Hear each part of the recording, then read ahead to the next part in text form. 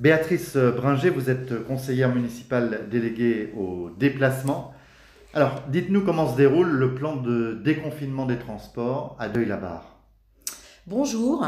Eh bien, le déconfinement dans les transports publics est un point majeur dans la réussite du déconfinement de la population de l'Île-de-France, classée en zone rouge, comme vous le savez. La ville de Deuil-la-Barre est très mobilisée sur le sujet, puisque nous avons 3 gares et 3 lignes de bus. Nous travaillons activement avec les équipes de Valérie Pécresse à la région Île-de-France et les opérateurs de transport de la SNCF et de la RATP.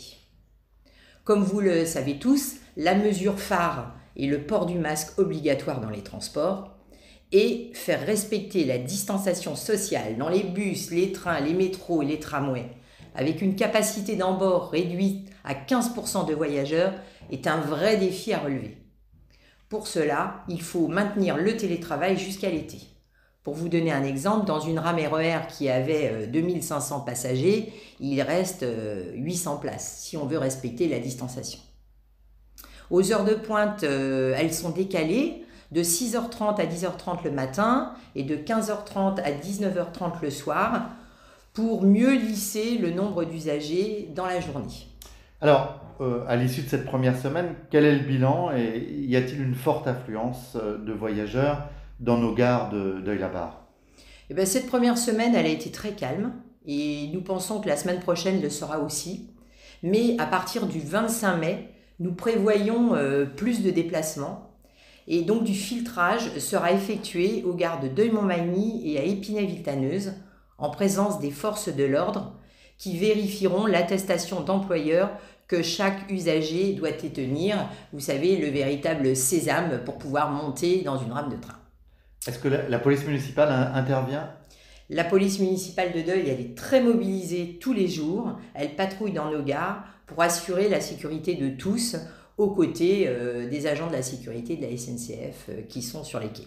Et sinon, que fait la ville de Deuil-la-Barre donc, pour accompagner ce plan inédit?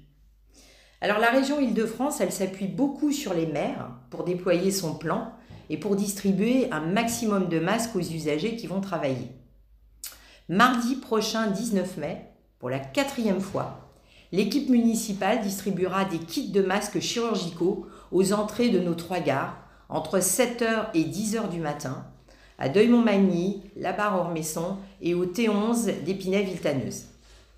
Donc une petite information, chaque abonné Navigo peut obtenir un masque en tissu au guichet, offert par Île-de-France Mobilité.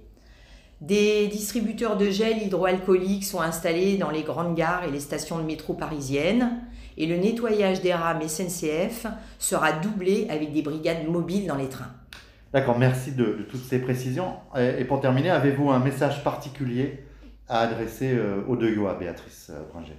Écoutez, oui, chers concitoyens deuillois, nous comprenons vos difficultés pour vous déplacer au moment où l'activité reprend, mais nous vous demandons de respecter ces consignes afin de ne pas mettre à mal les efforts fournis, et d'éviter que l'épidémie ne reparte.